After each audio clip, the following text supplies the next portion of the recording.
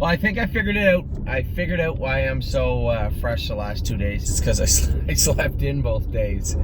I didn't want to say that out loud because if my wife heard it, I know she didn't sleep in. So I would be under attack immediately. Just so much going on. I think, I definitely needed a rest, and I know she does too. So she's planning on going to PEI. For those of you who don't know, we have secured 2 spots on a trailer and 2 spots in the Gold Cup for Patrick, the Piranha A, and Sintra. They'll both be going to Prince Edward Island to race for $100,000. That's not going to be a cakewalk. I mean, it's a half-mile track, and as everybody knows, that particular situation calls on a good draw and a good drive and a good horse and a good trip, and then you'll have a good result, hopefully. So I know James, obviously us being from PEI, James is talking about maybe going for the eliminations. The eliminations to the Wellwood are the same night as the Gold Cup and Saucer final. I know that James is entering his horse in the Wellwood, so he'll be unavailable for the Gold Cup and Saucer final, but my brother Mark has said he may be down there also, and who knows, I may be down there. We'll see, but those 2 horses will be down there, and if nothing else, yes, I want to win the Gold Cup. Yes, it'd be nice to say we won it, but you know what? 100,000 is 100,000. It's a good race for both those horses. It's a good place to be, so that is why they are both going. Now, as I said, I'm a little fresher the last couple of days. I had a little sleep, probably more than I'm used to. And there's a lot of things going on in my head, right? We have the buckets that were dropped. I keep saying they were dropped early. It's not so much they were dropped early. They were dropped properly, at the proper time. Most things we've done in the past has been, hey, let's do this, and we do it. Or, hey, that sounds like a good idea, let's try it.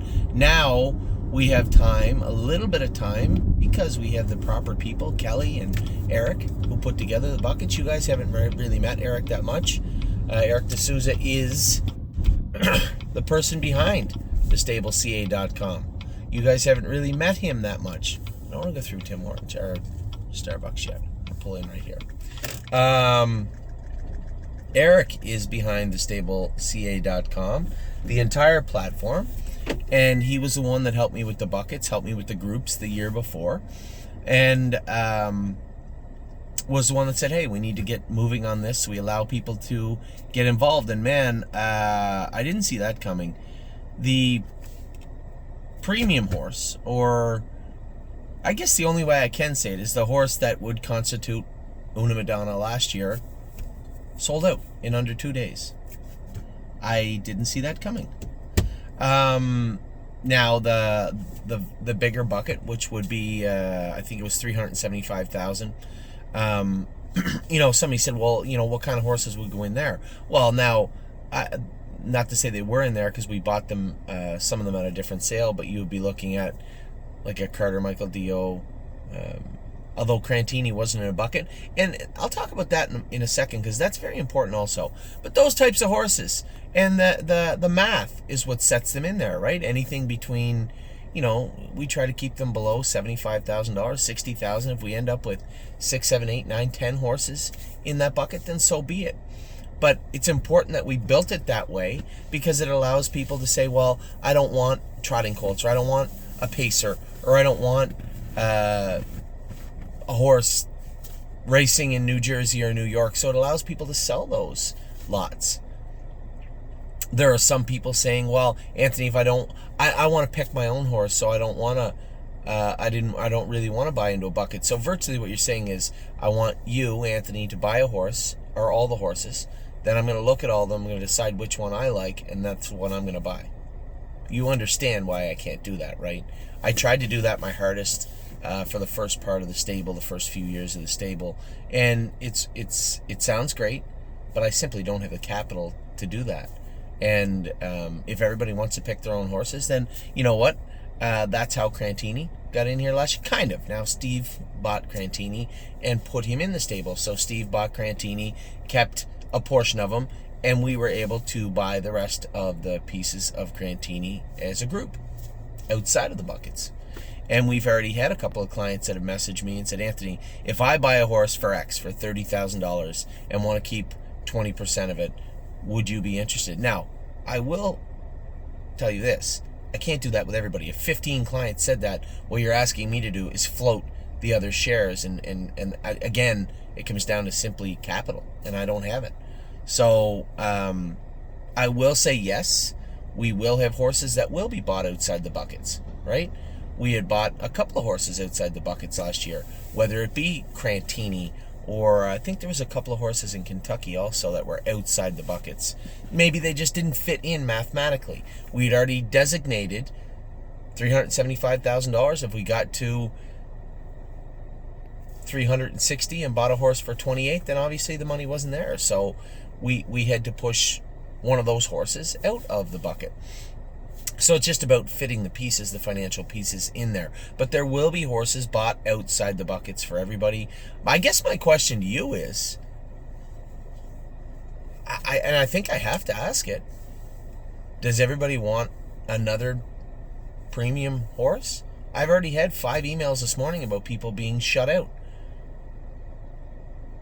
from buying into that premium horse, which I had priced at 150. What if I don't know, what if I put another one up for 110? That's what we bought 3 Point Blue Chip for. It's not like we certainly can buy a top quality pedigree horse for that.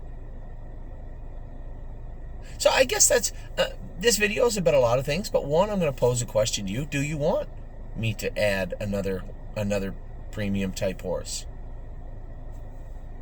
We got lots of time. We got 6 weeks or so before Lexington. A lot of work and a lot of grass between here and there. I just get the rocks from last night out of my eyes. Wow. No, that was a Northfield mud rock. That's what that was. So, these are the things that are in my head all the time. You have a lot on your plate when you can't remember if you washed your hair in the shower. Did I wash my hair? I had the conditioner. I don't know if I washed my hair. That's when you know, yeah, you got a lot on your plate. So I probably washed my hair twice today. So my question to you is, would everybody like one more premium horse for Lexington? If so, I can put one together, I suppose. It really wouldn't be that hard.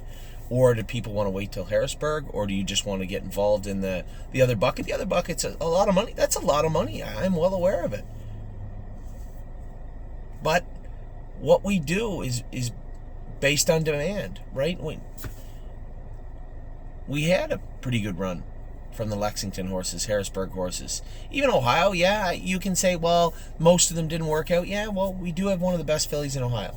We do have a pretty nice colt. We have 5 other fillies that are somewhere between, I don't know what to do with them to the Buckeye. They're probably not going to get back into the sire stakes for the rest of the season. That's just timing. We all know about timing. We talked about that yesterday. The timing in horse racing is important as the horse itself. Perfect example. Sweet on Pete was great. Fell off the wagon a little bit her last 2, but I felt like we had her good. Went to load her on the trailer today, and her temperature was 103. We had to scratch her. She'll be fine. She wouldn't have been fine had we not checked, and she ate all her breakfast. She seemed fine. She seemed great getting on the trailer, but she wasn't great. She had a temperature. Now you can only imagine having a temperature of 103, putting her in a trailer, shipping her 2.5 hours down in the scorching heat, and it is hot here in Ohio today. Shipping her down to Scioto, warming her up, and then racing her.